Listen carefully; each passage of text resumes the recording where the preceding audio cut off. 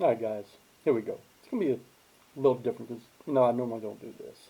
Uh, 247sports.com.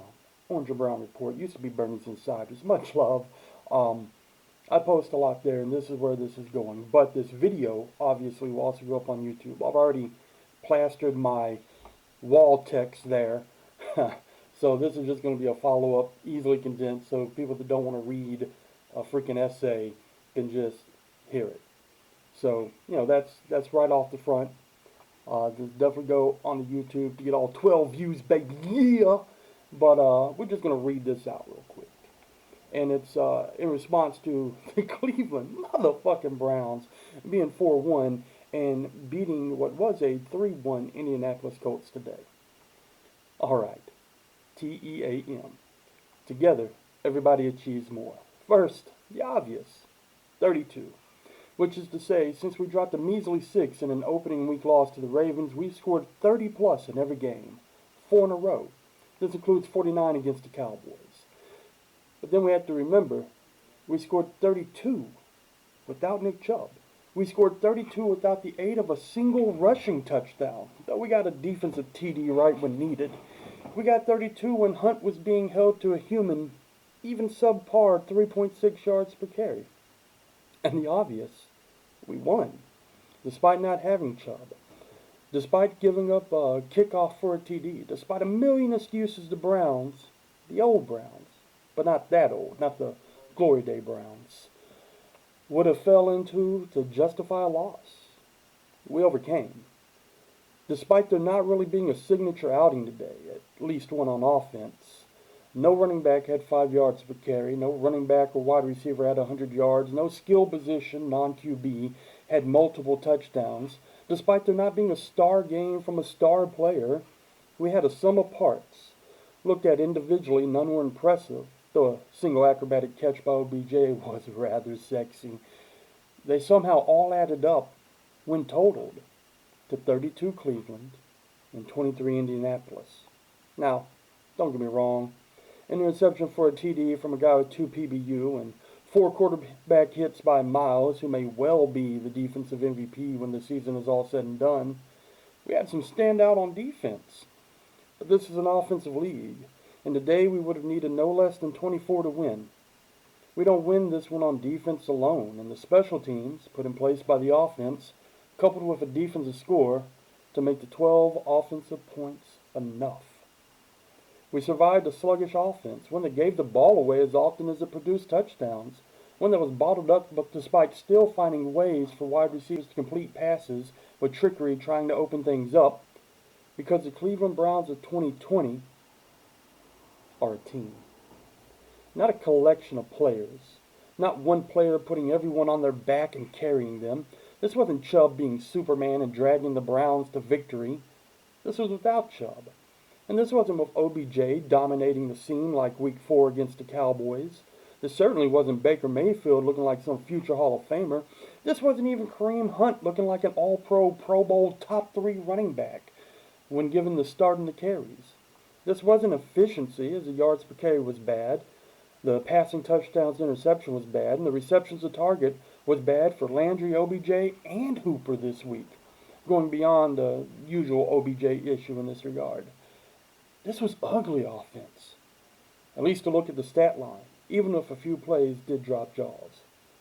And yet, against a team that was 3-1 coming in, against a team with what I feel is a future Hall of Fame quarterback, even if one possibly past his prime, the team found a way to stick together, to take the hits, to embrace the suck, and come out the victors at the end.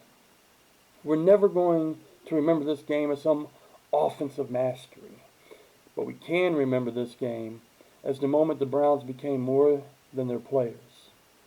And while 3 is a trend and I can only give you 2 in a row, last week the offense covered up for the defense, and this week the defense covered up for the offense. Last week the air game was on point, with OBJ being the circus in Dallas, in a good way. The week before it was running game dominating Washington. In other words, we aren't winning any one way. Shootout? Check. Defense covering offensive woes? Check. Run dominant? Check. Air it out? Check. Offense covering defensive woes? Check. Consistent special teams giving breathing room? Check. We're a team now. Forget being 4-1 for the first time since Bill was our head coach. That's nice and all. But we could be 4-1 and one-dimensional, being carried by a single player, something easily taken away from us by better teams. Forget the stars. It doesn't take Chubb going for 6 yards per carry and 200 yards. It doesn't require OBJ balling out of his mind or Landry. It doesn't need Baker being the hottest quarterback in the NFL. These pieces can be human. These pieces can be subpar. Hell, a piece can even be completely missing. And the team can still find a way. That's what's special here. That is what Cleveland hasn't had in, well, maybe we didn't even have that when Bill was here. Maybe we've never really had it. Even with respect to Jim Brown's era, Ozzie Newsome's era, Otto Graham's era, how good were the Jim Browns without Jim? I'm not sure that man was ever injured. But I'd like to know how good those teams were without him.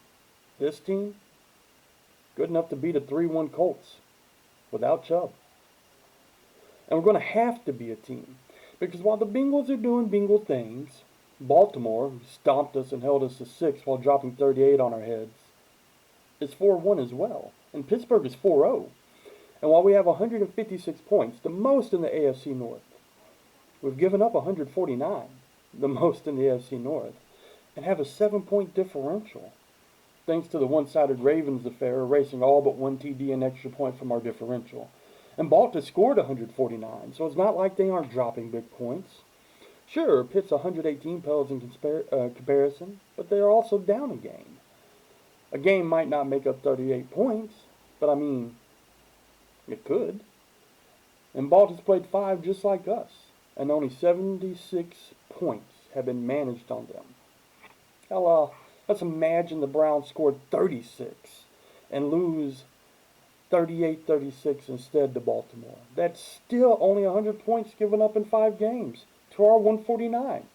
If we fairy tale 30 extra points to us against them, they still give up 33% less points than we do, as opposed to about the 47 it actually is in reality where they stomped us.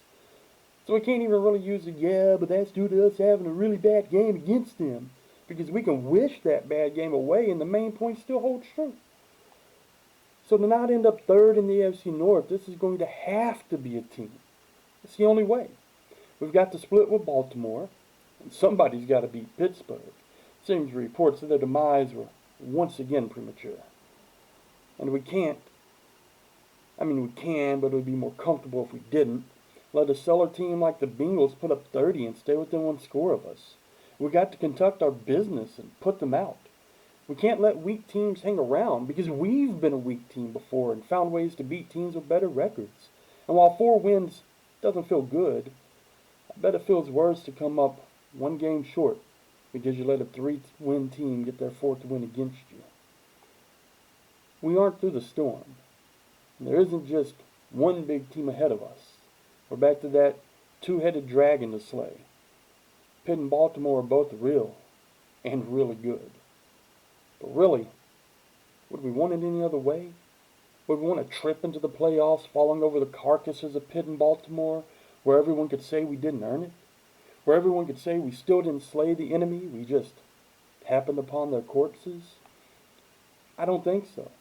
I think Cleveland, and Browns fans in general, are way too lunch-pail for that, way too blue-collar. We want to earn it. We want it to carry weight, to have greater meaning.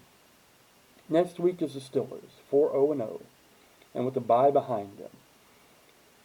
A little old with Big Ben leading the way, a little new with some rookie named Claypool blowing up for 4 TDs and setting some records.